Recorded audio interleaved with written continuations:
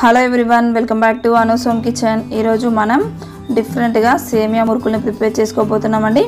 మనం రెగ్యులర్గా చేసే మురుకులతో కంపేర్ చేస్తే ఇవి చాలా బాగుంటాయి. చేసుకోవడం కూడా అంత కష్టమేమి కాదు. అండ్ ఇవి చాలా క్రిస్పీగా కూడా వస్తాయి. చాలా త్వరగా కూడా ప్రిపేర్ చేసేసుకోవచ్చు. మనం ఇక ఆలస్యం చేయకుండా ఎలా తయారు చేసుకోవాలి, దానికి కావాల్సిన పదార్థాలు ఏంటో తెలుసుకుందాం. ముందుగా దానికోసం 200 గ్రామ్స్ వరకు సేమియాని తీసుకోవాలి.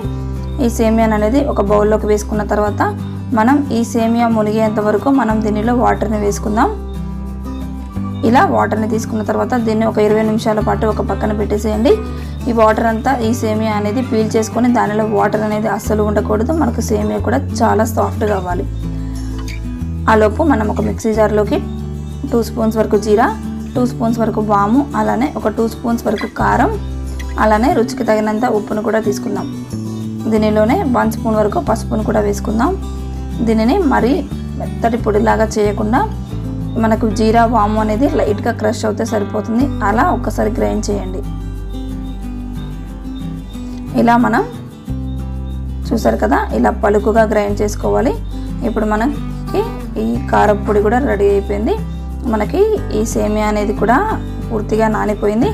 ఒకవేళ మీకు నానబెట్టే టైం లేదు అనుకుంటే మీరు సేమియాని ఒక 10 మినిట్స్ పాటు కూడా ఉడికించుకోవచ్చు. చూసారు కదా, మనకి సేమియా అనేది ఇలా సాఫ్ట్గా అవ్వాలి. ఇప్పుడు దీనిలోకి మనం 2 కప్స్ వరకు రైస్ ఫ్లోర్ని తీసుకుందాం.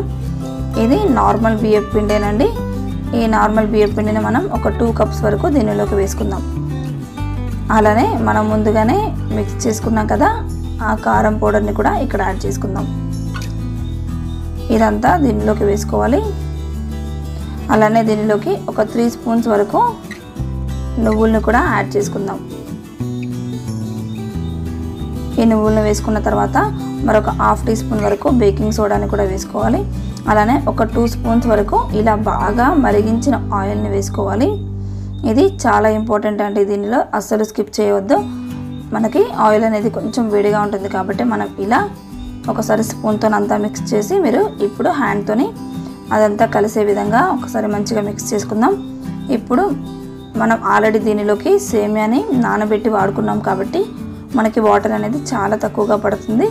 అందుకని ఒకసారి అంతా మిక్స్ చేసుకున్న తర్వాత ఏమైనా వాటర్ కావాలి అనిపిస్తే అప్పుడు కొంచెం కొంచెంగా వాటర్ని యాడ్ చేసుకోండి.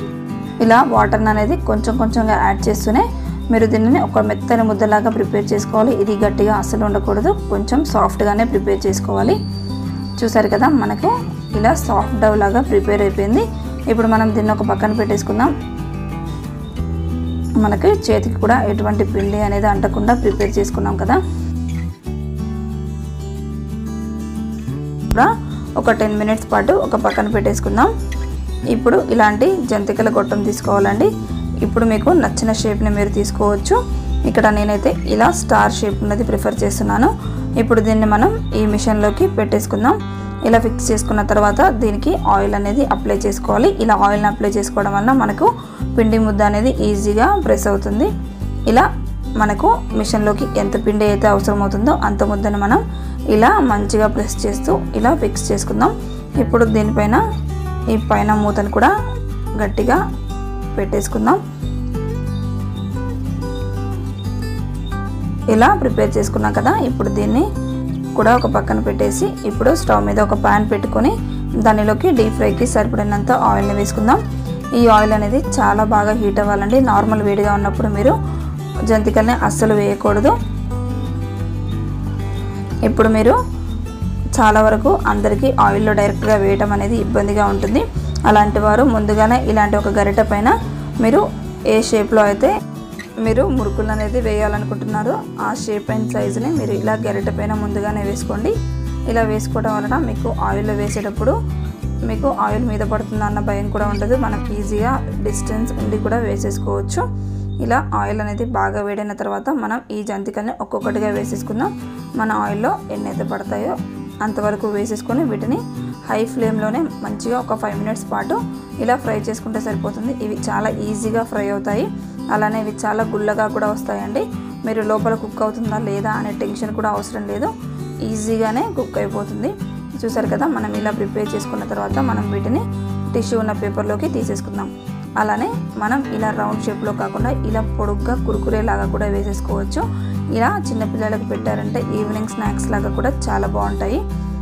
చూసారు కదా, ఇలా వీటిని కూడా హై ఫ్లేమ్లోనే ఫ్రై చేసుకొని వీటిని కూడా మనం సేమ్ ప్లేట్లోకి ట్రాన్స్ఫర్ చేసేసుకుందాం.